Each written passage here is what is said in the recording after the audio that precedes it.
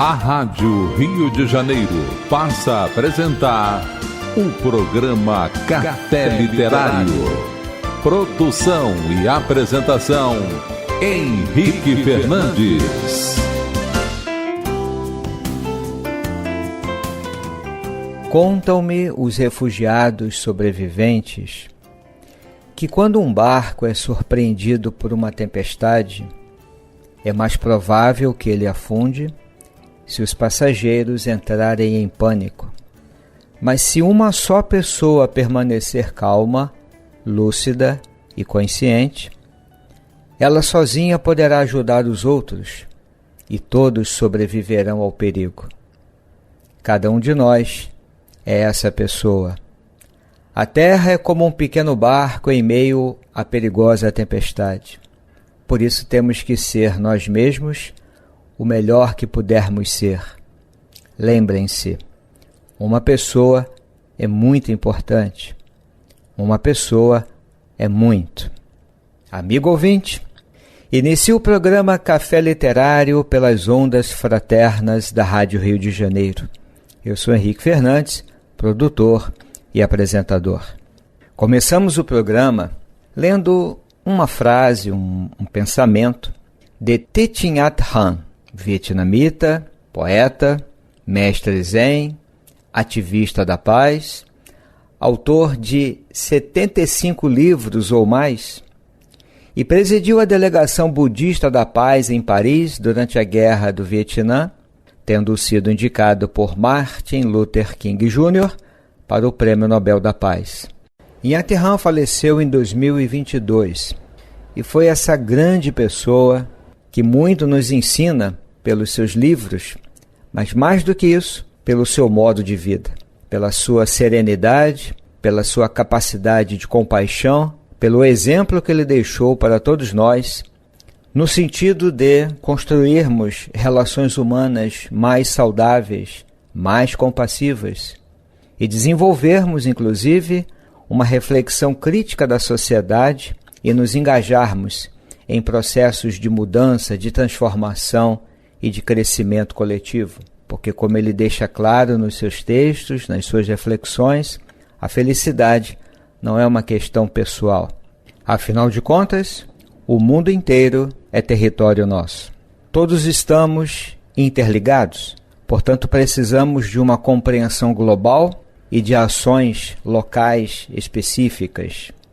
A frase de início retrata a triste realidade dos refugiados que conseguiram sobreviver e por isto conseguiram contar para Nhat Hanh que durante aquele deslocamento difícil, desafiador, perigoso, que envolve muito sofrimento, durante uma tempestade é muito mais provável que o barco afunde quando os passageiros entram em pânico.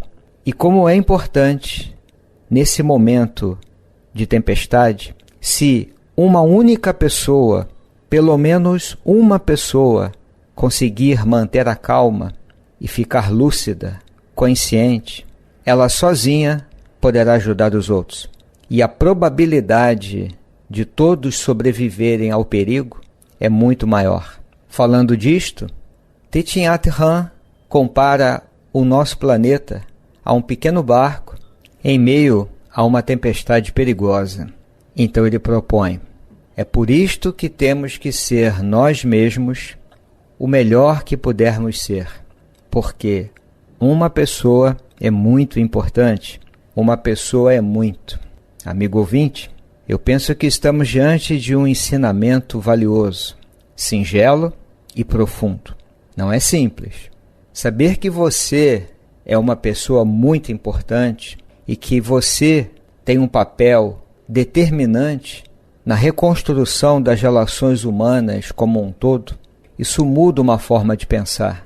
Vivemos hoje uma desafiadora tempestade. Há muito conflito no mundo, há muita dificuldade no campo das relações humanas, que é, por natureza, um fenômeno complexo. Estar com o outro não é fácil. Então, em tempos de crise, precisamos desenvolver o pensamento crítico, Aliás, crise, crítica e critério são palavras que nascem do mesmo campo semântico. Crise, crítica e critério. Precisamos de novas atitudes, novas posturas. O pensamento crítico estabelece a distinção, faz a diferenciação e nos permite, com base em critérios, fazer escolhas e agir. Um caminho espiritual há que ser sempre um caminho de engajamento, de mudança interior e contextual, porque tudo se dá dentro de um contexto. A espiritualidade significa mudança, crescimento, transformação, mas não apenas do indivíduo isoladamente, porque o mundo inteiro é nosso território. O que eu faço impacta o mundo e as condições do mundo também me impactam. Por isso é preciso uma compreensão global e ações específicas. Cada passo de mudança, cada ensaio de transformação que você realiza, que eu realizo, muda o mundo, porque também nos transforma interiormente. Então, Yatirhan nos convida a essa reflexão grave no momento. A diferença que faz, em meio a uma tempestade, uma atitude serena, de equilíbrio, de calma, de lucidez, de consciência. A propósito, nosso tema não é falar sobre os refugiados, que é um tema importante no momento, infelizmente, mas cabe aqui uma importante referência a um grande pensador da contemporaneidade, Zygmunt Bauman, sociólogo, filósofo francês, que faleceu no início do ano de 2017 e deixou uma enorme literatura como uma contribuição valiosa para a compreensão do homem contemporâneo. Ele nos fala em um de seus livros, quando faz uma análise da questão dos refugiados e das migrações em massa, que a humanidade está em crise. E não existe outra saída para ela senão a solidariedade dos seres humanos. Veja a importância disso. E então ele nos fala que precisamos olhar para alguns temas, como a recusa ao diálogo, a autoalienação, insensibilidade, desatenção, desprezo e indiferença. O diagnóstico está dado, a humanidade está em crise. Essa mesma ideia, penso, aparece nas páginas da obra O Evangelho segundo o Espiritismo, quando o amigo espiritual nos fala que cada época é marcada com o cunho da virtude ou do vício que a tem de salvar ou perder. Então ele assinala que a virtude da nossa geração é a atividade intelectual. Por outro lado, o seu vício é a indiferença moral, que teremos que superar, nas palavras de Allan Kardec, em outro texto, com uma chave, que é a elevação dos sentimentos. Então é preciso uma mudança, uma transformação, porque toda crise impõe medidas restauradoras e é preciso restaurar as nossas relações. E neste sentido, as relações sociais, humanas, precisam ser restauradas. A sua inteireza precisa ser recuperada, resgatada. E não há outro caminho, senão através da solidariedade. Mas o que podemos fazer, amigo ouvinte, no campo íntimo? Thich Nhat Hanh nos fala, em uma de suas obras que vamos comentar ligeiramente, da importância do silêncio. Porque para desenvolvermos uma ação compassiva, nós teremos que fazer uma espécie de silêncio interior para escutarmos o chamado essencial do coração, que é o chamado da vida para agirmos no mundo. Eu tenho aqui comigo, querido amigo que nos ouve, a obra Silêncio, o poder da quietude num mundo barulhento. É uma obra excelente, como todas as demais, escrita pelo monge vietnamita Thich Nhat Hanh. Ela foi lançada em 2015, em língua inglesa, e chega ao Brasil no ano seguinte. Silêncio, o poder da calma em um mundo barulhento. São 7 capítulos, onde ele vai falar de uma dieta constante de barulho, a estação de rádio PSP, que vamos comentar, o silêncio ensurdecedor, a escuta profunda, o poder da tranquilidade, prestando atenção E, por último, Cultivando a Conexão. Vale a pena conhecer o livro. Ele já começa o livro dizendo que nós gastamos muito tempo procurando a felicidade enquanto o mundo ao nosso redor está repleto de maravilhas. Afinal, diz ele, estar vivo, caminhando neste planeta é um milagre. A maioria de nós vive correndo, como se houvesse um lugar melhor a ser encontrado. Todos os dias, todas as horas, a beleza nos chama, mas raramente estamos dispostos a escutá-la. A condição básica para sermos capazes de escutar o chamado da beleza e responder a ele é o silêncio. Mas se não temos silêncio dentro de nós mesmos, se nossas mentes e corpos estão repletos de barulho, não somos capazes de ouvir o chamado da beleza. É quando então, amigo ouvinte, ele usa uma expressão que eu achei bem interessante. Estamos numa rádio e ele diz assim: existe uma rádio sempre ligada na nossa mente. E como é que ele chama essa rádio?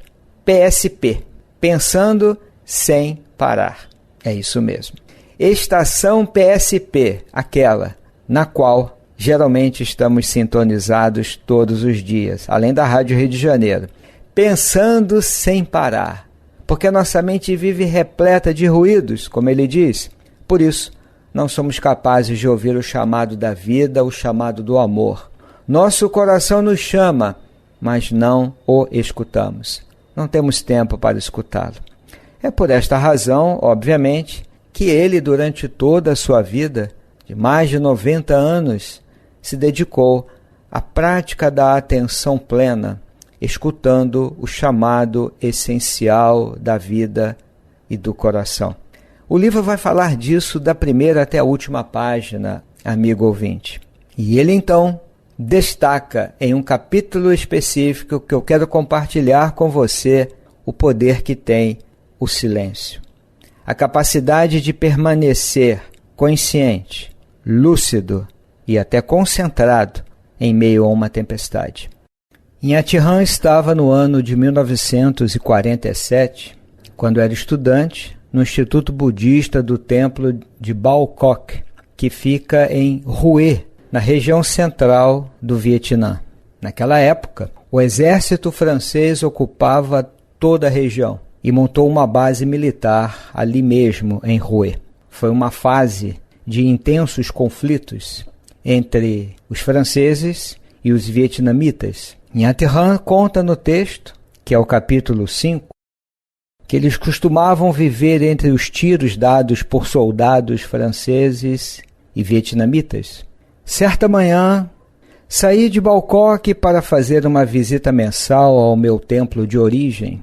Ainda era bem cedo, o orvalho era visível ainda sobre a grama, e eu carregava em uma bolsa de pano a minha túnica cerimonial e alguns sutras, que são textos sagrados do budismo. Inhati Han levava em suas mãos aquele tradicional chapéu vietnamita em forma de cone.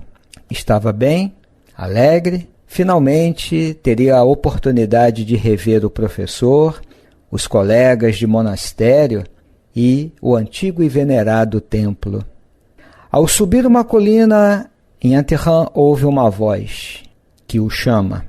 No topo, havia um soldado francês acenando. Inhati Han pensou que esse soldado poderia estar brincando comigo por eu ser monge, então me virei de costas e segui meu caminho. Mas, de repente, eu me dei conta de que ele não estava brincando. Inhati Han ouve então atrás dele o barulho das botas de um soldado que subia a colina. Então ele para e espera. Aproxima-se um jovem soldado com o rosto fino, bonito, e que pergunta: para onde você vai? E ele pergunta em vietnamita. Quando Inhati Han ouve essa pronúncia, percebe que era francês e que os seus conhecimentos de vietnamita eram muito limitados. Inhati Han sorriu e começa a conversar com ele em francês. Quando o jovem soldado percebe que Inhati Han falava o francês fluente, o seu rosto se ilumina e ele responde que não tinha intenção de perseguir Inhatirã. Eu só queria lhe perguntar uma coisa. Eu gostaria de saber de que templo você veio. Uma pergunta que não parecia combinar muito com a situação. Inhatirã responde que estava morando no templo Balcoque e o soldado demonstra interesse. No templo Balcoque? Aquele templo grande que fica perto da estação de trem?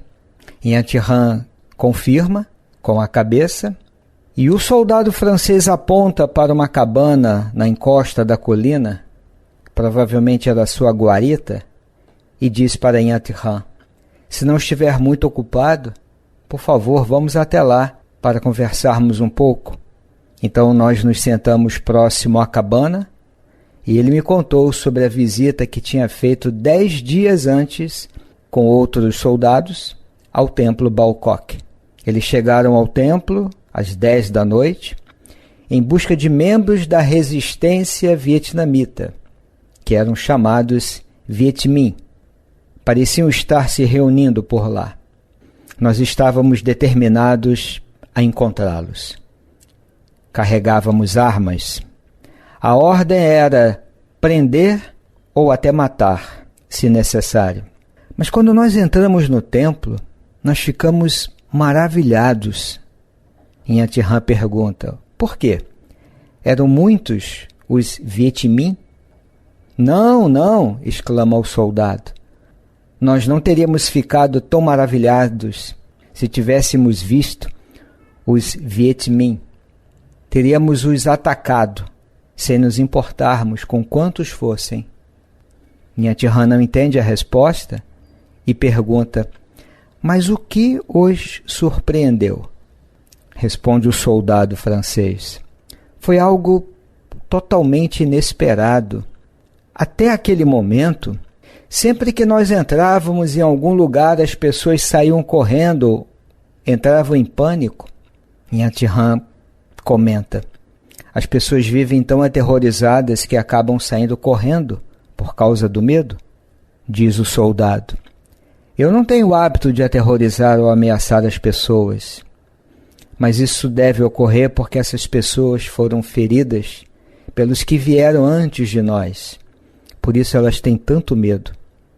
Mas quando nós entramos no templo Balcoque, prossegue o soldado francês, foi como entrar em um local completamente deserto. As lâmpadas a gás estavam ligadas no mínimo. Então, de propósito, nós pisamos forte no chão e algo me dizia que o templo estava cheio de gente. Mas não ouvíamos ninguém. O lugar estava incrivelmente calmo, incrivelmente silencioso. Peguei minha lanterna, iluminei o cômodo, que nós imaginávamos estar completamente vazio. E eu vi algo em torno de 60 monges sentados, calmos e em silêncio, meditando. Inhatirã explica que isso ocorreu porque os soldados chegaram na hora da meditação sentada à noite. Pois é, responde o soldado, nós parecíamos detidos por uma força estranha e invisível. Nós ficamos tão assustados que voltamos para o pátio. Os monges simplesmente nos ignoraram. Eles não levantaram a voz para responder, não demonstraram qualquer sinal de pânico ou de medo. Inhatirã esclarece: eles não os ignoraram, eles estavam simplesmente concentrados em suas respirações. Nada mais do que isso. O soldado prossegue: eu me senti atraído por aquela calma. Ela realmente exigiu o meu respeito. Nós ficamos de pé no pátio, perto de uma árvore enorme, e esperamos cerca de meia hora. Passado esse tempo, os sinos começaram a tocar e o templo voltou à sua atividade normal. Um monge acendeu uma tocha, nos convidou a entrar, mas nós simplesmente dissemos porque estávamos ali e então fomos embora. Naquele dia eu comecei a mudar a minha opinião sobre o povo do Vietnã. O soldado precisava falar mais.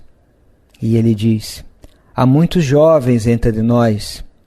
Nós estamos com saudade de casa, das nossas famílias, do nosso país.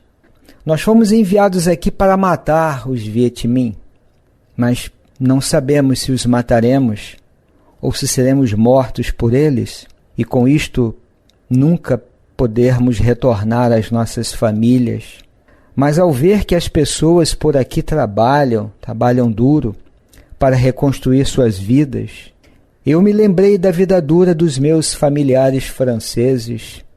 A paz e a serenidade desses monges me fizeram pensar na vida de todos os seres humanos da terra. Então eu me perguntei, por que viemos até aqui? Que ódio é este que existe entre nós e os Viet Minh, que nos fez viajar tão longe para matá-los? Nha Thi foi tomado de uma emoção profunda, segura a mão do soldado e passa a lhe contar uma comovente história que envolve um velho amigo vietnamita de Nha Thi que venceu muitas batalhas contra os franceses. O jovem soldado estava ali sentado, calado, perdido em seus pensamentos. Talvez, sugere Nha Thi, ele estivesse começando a perceber o absurdo do assassinato, a calamidade da guerra e o sofrimento de tantos jovens que morriam de uma maneira injusta e dolorosa. Nha Thi precisava seguir o seu caminho. O soldado revelou o seu nome verdadeiro e que tinha 21 anos de idade. Quando terminou o ensino médio, viajou para o Vietnã, mostrou para Nha Thi as fotos da sua mãe, de um irmão mais novo e de uma irmã. Os dois se despediram com um sentimento de compreensão mútua e o soldado prometeu visitar Nha Thi no templo aos domingos. Promessa que ele cumpriu nos meses seguintes, e Nha Thi o levava à sala de meditação para se exercitar ao seu lado. Nha Thi deu um nome espiritual para ele, Tan Luong, que significa vida pura e em paz. Lhe ensinou o vietnamita e após alguns meses já conseguiam conversar brevemente na língua materna de Nha Thi. Tan Luong disse que não precisaria voltar a participar em ataques militares e Nha Thi ficou tão aliviado quanto ele. Quando o jovem soldado recebia cartas de casa, ele lia para Nha Thi e sempre que me via, diz ele unia as palmas da mão, saudando-me. Um tempo depois, eles se despediram e o jovem soldado prometeu que escreveria para Nha Thi. Eu vou escrever para você, irmão, disse ele. Um mês após a despedida, Nha Thi recebe uma carta, onde ele compartilhava alguns fatos da sua vida pessoal e profissional. Nha Thi encerra a história dizendo, para você, para mim, quem sabe onde Tan Luong pode estar agora? Estará bem? No entanto, de uma coisa eu sei. Na última vez que nos vimos, ele estava em paz. Aquele momento de profundo silêncio no templo o transformou. Ele permitiu que as vidas de todos os seres humanos tomassem conta do seu coração e percebeu a falta de sentido e o poder de destruição das guerras. O que tornou tudo isso possível? Nha Thi responde. Foi um momento de completa e total paralisação e sua abertura ao oceano milagroso, curativo e poderoso chamado silêncio. É uma história comovente, amigo ouvinte, e que faz um convite importante à reflexão. Como está a nossa estação de rádio PSP, Pensando Sem Parar? Como está o nosso silêncio interior? como estão as nossas ações compassivas no mundo, como está a nossa visão da realidade, como estão os nossos passos, como estão nossas palavras, como está a nossa vida. Meditemos. Aqui nos despedimos, desejando a você muita paz. Até breve! A Rádio Rio de Janeiro apresentou o programa Café Literário. Produção e apresentação, Henrique Fernandes.